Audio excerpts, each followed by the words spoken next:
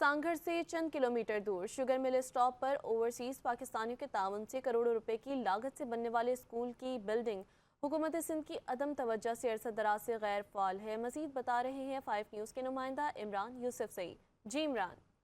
जी बिल्कुल, हुकूमत सिंध का नारा है पढ़ेगा सिंध और आगे बढ़ेगा सिंध, पर इसके बरक्स ज़िला सांगड़ में कई दर्जनों सरकारी स्कूल गैर फाल हैं।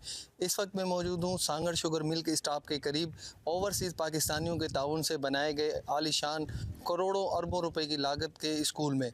इस स्कूल का मकसद यहाँ के देहात के लोगों के बच्चों को आला से तालीम और अच्छा पुरसकून माहौल मुयसर करना था, पर अफसोस ये स्कूल ओवरसीज़ पाकिस्तानियों के ताउन से करोड़ों रुपए की लागत से तामीर तो हो चुका, पर यहाँ के बच्चे तालीम हासिल ना कर सके।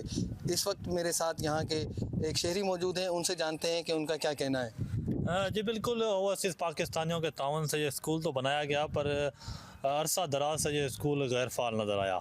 बिल्डिंग बना दी गई पर यहाँ पर स्टाफ मुकर्रर नहीं किया जा सका। तो हमारे बच्चे जो हैं वो देहाती बच्चे, हमारे बच्चे और यहाँ के बच्चे कहीं आला तालीम हासिल करने के लिए शहरों की तरफ जाते हैं। छोटे छोटे बच्चे हैं वो तालीम हासिल करने के लिए दूर दराज इलाकों में जाते हैं। हमारा हुकूमत सिंध से यही मुतालबा है कि इस तरह की अगर बिल्डिंग बना दी गई है तो यहाँ पर स्टाफ मुकर्रर किया जाए और हमारे बच्चे यहाँ पर बैठ कर आला तालीम हासिल करें और बड़े बड़े ओहदों पर फ़ायद हो सकें। जी, जैसा कि शहरी से आपने सुना कि ओवरसीज़ पाकिस्तानियों के ताउन से ये बिल्डिंग तो बन गई, खुशी की लहर तो दौड़ गई, आला से आला प्ले ग्राउंड बना दिए गए, पर अफसोस उसातिज़ा की कमी की वजह से यहाँ के बच्चे तालीम की वजह से महरूम हैं।